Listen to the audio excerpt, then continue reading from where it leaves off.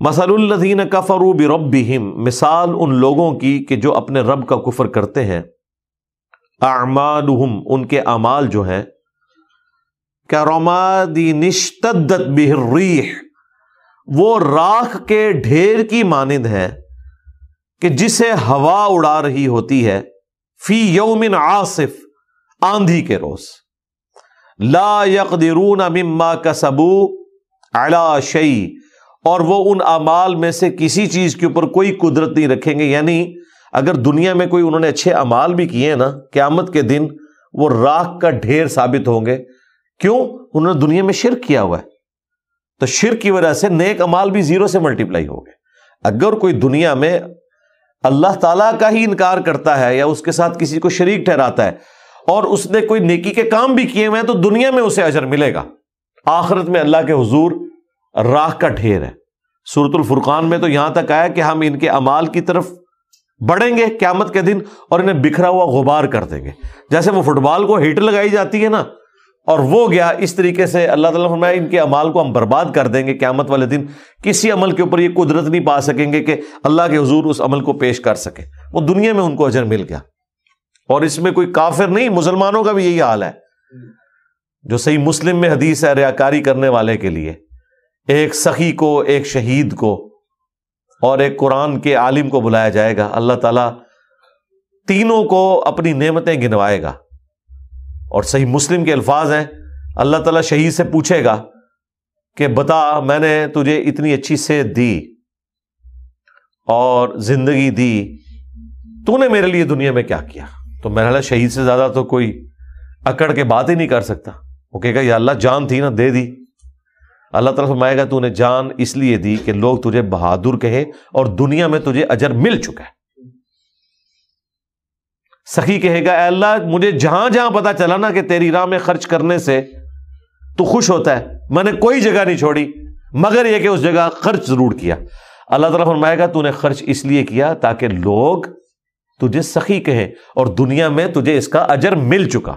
یہ جو اللہ تعالیٰ ہمارا نا قیامت کے دن وہ اپنے کسی عمل کے اوپر قدرت نہیں پا سکیں گے. کافروں کے لیے تو ہے ہی ہے، ان مسلمانوں کے لیے بھی ہے جو ریاکار ہیں، دکھلاوے کے لیے کرتے ہیں. پھر اللہ تعالیٰ عالم دین کو اٹھائے گا، قرآن کے عالم کو، قاری کو. وہ کہے گا یا اللہ میرا تو اوڑھنا بچھونا ہی قرآن تھا. اللہ تعالیٰ فرمائے گا تو نے اس لیے سب کچھ کیا کہ لوگ تجھے قاری کہیں اور دنیا میں تیری تعریف بھی ہوتی تھی. ٹھیک ہے، تیرے نام کو دمے لگا کے اشتہاروں کے اوپر پرنٹ بھی کیا جاتا تھا، تو دنیا سے اجر لے چکا. اب میرے ہاں تیرے لیے کوئی اجر نہیں ہے. انہیں اوندا منہ کر کے جہنم میں پھینک دیا جائے گا. اچھا، اس صحیح مسلم کی حدیث سے ایک خطرناک رزلٹ نکلتا ہے کہ فرشتوں نے ان تینوں کو سخی، شہید اور قرآن کا عالم لکھا ہوا ہوگا. بظاہر وہ سب کچھ اللہ کے لیے کر رہے تھے، فرشتوں نے نوٹ بھی کر لیا، لیکن اللہ نے زیرو سے ملٹیپلائی کر دیا. اس کا مطلب ہے کہ اصل حساب و کتاب اللہ نے کرنا ہے. یہ جو ہمارے نامہ مال لکھے بھی جا رہے ہیں نا، یہ ایک جسٹ تسلی کے لیے کہ نامہ مال نوٹ ہو گئے. ورنہ تو قیامت الدین جب فرشتے پیش کرتے تو کہتے ہیں کہ یہ ریاکار ہے یا اللہ، تو اس لیے زیرو سے ملٹیپلائی ہو چکا ہے.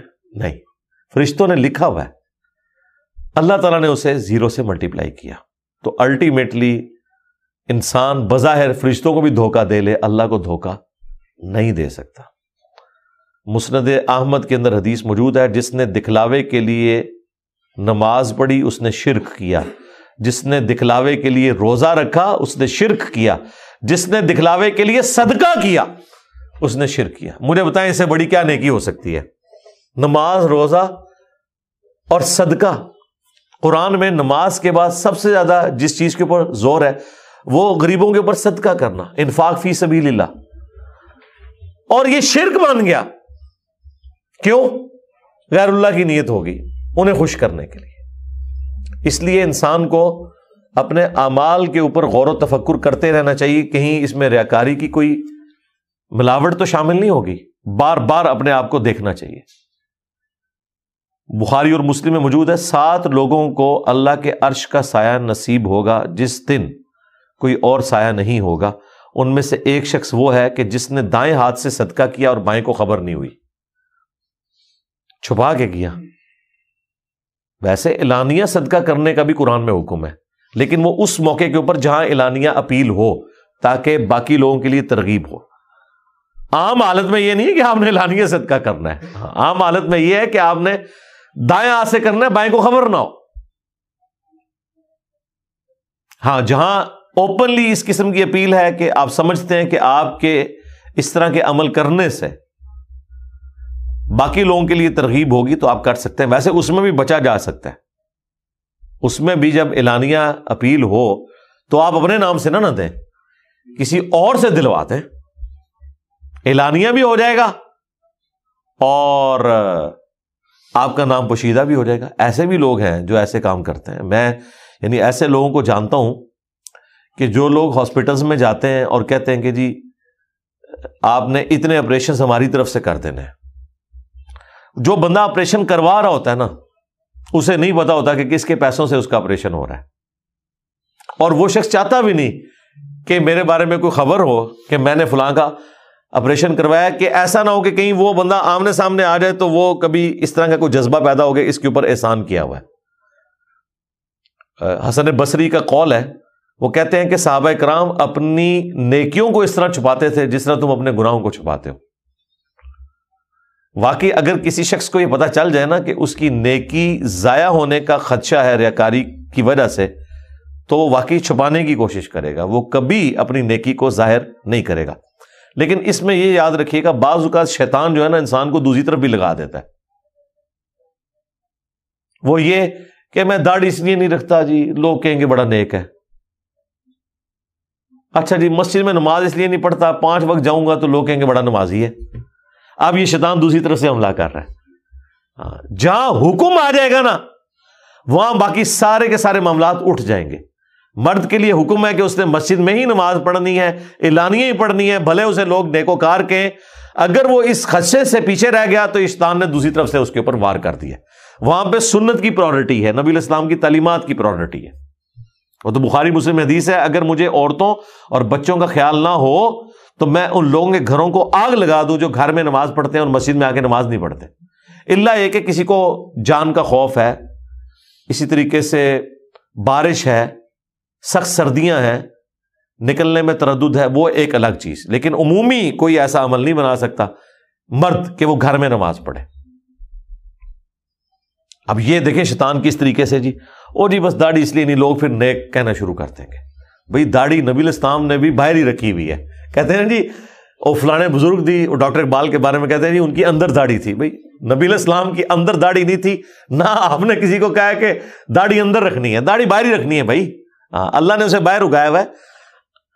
اب یہ کہنا کہ داڑھی والے یہ کر رہے ہیں وہ ان کا اپنا عمل ہے، وہ اللہ کے حضور پکڑے جائیں گے. لیکن اس کی وجہ سے آپ دین کو تو نہیں ٹیلر میڈ کر سکتے. آپ نے دین کے اوپر اسی طریقے سے اعلانیہ چلنا ہے. جو چیز چھپانے والی ہے وہ تو چھپائی جا سکتی ہے، جو اعلانیہ ہے وہ اعلانیہ ہے. اور اسلام کی کمیونٹی جو ہے وہ اسی طریقے سے ڈیولپ ہوتی ہے. حتیٰ کہ ایک صحابی نے تو بڑی عجیب بات حضور سے پوچھ لی، صحیح مسلم میں حدیث ہے.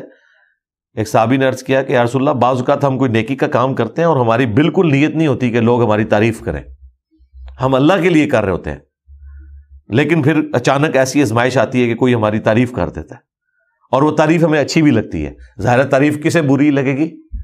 تو کیا یہ ریاکاری تو نہیں ہے؟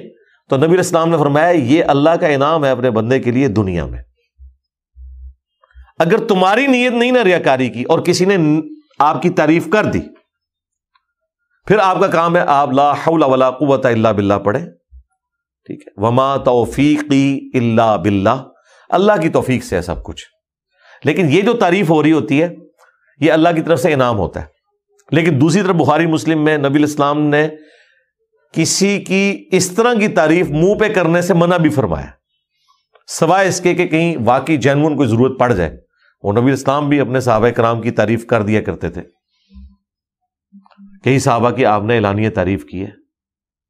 امیر الامت کہا، صحیح بخاری میں آتا ہے ابو عبیدہ ابن جرح کو، تو اعلانیہ آپ نے کہا. اعلانیہ ایک مجلس میں 10 لوگوں کو جنت کی بشارت سنا دی ہے تو وہ اعلانیہ ہوا ہے.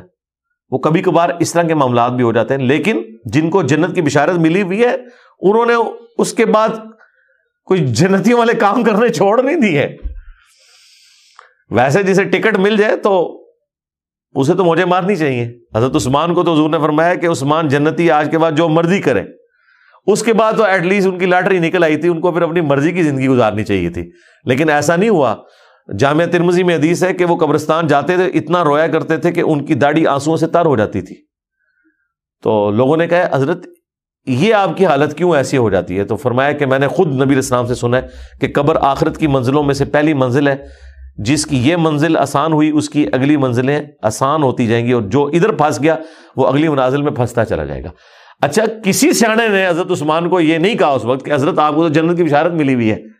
میری تو بڑی خواہش ہے کہ مجھے کوئی ایسی حدیث ملے کہ کسی صحابی کو اس طرح کی آخرت اورینٹڈ باتیں کرنے پہ دوسرا بندہ یہ کہ حضرت تسی طرح نہ اس طرح نہیں گلاں کرو, تسی تو بخشے بخشائے ہو. اس کا مطلب پتہ کیا ہے؟ تابعین کی بھی اتنی ٹریننگ ہوئی تھی کہ انہیں پتا تھا کہ اس موقع پہ یہ بات نہیں کرنی, کیونکہ آگے سے پھر اور باتیں سننی پڑ جائیں گی. ویسے اگر یہ ہو جاتا نا تو جو فتویٰ آگے سے نکلتا نا وہ ہمارے بڑے کام کا ہوتا. یہ میری بڑی خواہش ہے کہ کوئی اس طرح کی بات نکلی ہوتی کہ جب لوگ اپنی فکر آخرت کے اعتبار سے بات کر رہے ہوں تو تابعین ان کو کہتے ہیں کہ حضرت آپ لوگ جو ہے نا وہ بخشے بخشائے ہیں. ٹھیک ہے. اچھا, یہ ہوا بھی ہے. حضرت عمر بن عاص کے کیس میں جو مسلم شریف میں 321 نمبر حدیث ہے, جب وہ موت کے وقت دیوار کی طرف منہ کر کے رو رہے ہوتے ہیں تو ان کا بیٹا کہتا ہے حضرت آپ تو نبی علیہ السلام کے بڑے قریبی تھے, آپ نے رومن امپائر کے خلاف جنگ یرموک لڑی ہوئی ہے اور اتنی فتوحات اللہ نے آپ کے ذریعے کی ہیں, اور نبی علیہ السلام کا آپ کو قرب رہا ہے, تو آپ کے لیے تو یہ رونے کا موقع ہے. تو وہ تو انہوں نے پھر اپنی پوری زندگی بتائی کہ پہلے یہ تھا, پھر یہ ہوا, پھر یہ ہوا. اب میں اللہ سے امید کرتا ہوں اللہ تعالیٰ میرے لیے کوئی خیر والا معاملہ فرمائے. اور مسند احمد میں تو الفاظ ہیں کہ ان کے آخری الفاظ یہ ہیں کہ یا اللہ جن کاموں کا تو نے حکم دیا تھا ہم نے تیری نافرمانی کی, اور افسوس جو تو نے کام ہمیں منع کیے تھے وہی کام ہم کرتے رہے. اب دیکھیں یہ یعنی ان لوگوں کے حق میں تو میں کہوں گا عاجزی ہے, لیکن ہمارے لیے بہت بڑی عبرت ہے کہ جو لوگ واقعی جنت کے حقدار تھے وہ بھی اپنے معاملات کے اندر ڈرا کرتے تھے. تو اس زمانے میں کتنی ٹریننگ تھی کہ کوئی اس قسم کی بات نہیں کرتا تھا. اچھا, نبی علیہ السلام کے کیس میں تو کر بھی دی نا صحابہ نے. بخاری مسلم میں آتا ہے نبی علیہ السلام رات کا اتنا لمبا قیام کرتے تھے کہ آپ کے پاؤں میں ورم پڑ جاتے تھے. تو صحابہ نے کہا یا رسول اللہ آپ تو بخشے بخشائے ہیں, آپ کے لیے تو قرآن میں آیات نازل ہو گئی ہیں, انا فتحنا لک فتحا مبینا, اے نبی ہم نے بے شک آپ کو روشن فتح عطا فرمائی ہے تاکہ اللہ تعالیٰ آپ کی اگلی اور پچھلی اجتہادی خطائیں معاف کر دے. جس کا اعلیٰ حضرت نے ترجمہ ہی بدل دیا, تیرے اگلوں اور تیرے پچھلوں کی. حضور کی فضیلت چھین لی. یہ وہ چیز تھی جو صحابہ اکرام حضور کو فضیلت کے طور پہ کہتے تھے کہ یا رسول اللہ آپ کتنے خوش نصیب ہیں, اللہ نے آپ کو امن دے دیا, آپ کی اگلی پچھلی خطائیں معاف کر دی ہیں. اجتہادی خطائیں وہ گناہ نہیں ہوتی ہیں, یہ الگ سے ایک بحث ہے. حتیٰ کہ بخاری مسلم میں جو حدیث شفاعت ہے نا اس میں ہر نبی کہے گا کہ آج مجھے اپنی غلطی یاد آ رہی ہے. حتیٰ کہ تمام انبیاء سے ہو کر جب عیسیٰ ابن مریم کے پاس لوگ جائیں گے نا وہ کہیں گے آج ایک ہی شخص ہے جس کی اگلی اور پچھلی خطائیں اللہ نے معاف کر دی ہوئی ہیں. لے جی, عیسیٰ ابن مریم وہی جملے بولیں گے, اور یہ حدیث شفاعت ہے, یہ بھی نہیں انہوں نے پڑھی ہوئی. تم محمد رسول اللہ کے پاس جاؤ. پھر نبی علیہ السلام کہتے ہیں لوگ میرے پاس آئیں گے اور میں اللہ کے حضور سجدے میں گروں گا, اور جتنا عرصہ اللہ چاہے گا میں سجدے میں رہوں گا, اور جو کلمات مجھے اللہ اس وقت سکھائے گا میں ان کلمات کے ذریعے اللہ کی حمد کروں گا, اور جب سر اٹھاؤں گا تو اللہ تعالیٰ فرمائے گا کہ اے محمد سوال کرو تمہاری بات سنی جائے گی, شفاعت کرو تمہاری شفاعت قبول کی جائے گی. پھر اللہ تعالیٰ خود ہی میرے لیے تعداد مقرر فرمائے گا, اور یہ حدیث شفاعت اس طریقے سے آگے چلتی ہے.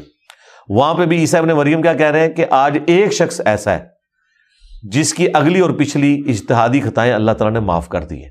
دیکھیں وہی الفاظ جو قرآن میں آیا. اب اعلیٰ حضرت نے ترجمہ کر دیا, اور ترجمہ کیا کیا, ترجمہ کر کے باقی سب کو کافر ڈکلیئر کر دیا, کیونکہ باقیوں نے تو ترجمہ وہی والا کیا ہوا تھا. ان کا جی دیکھو جی یہ تو گستاخ رسول ہیں سارے. ترجمہ خود الٹ کیا, ٹھیک ہے, اور باقیوں کو گستاخ رسول بنا دیا.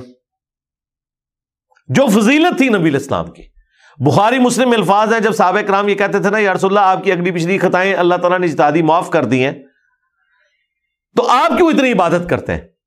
تو آپ نے فرمایا کیا میں اللہ کا شکر گزار بندہ نہ بنوں کہ اس نے مجھ پر اتنا انعام کیا؟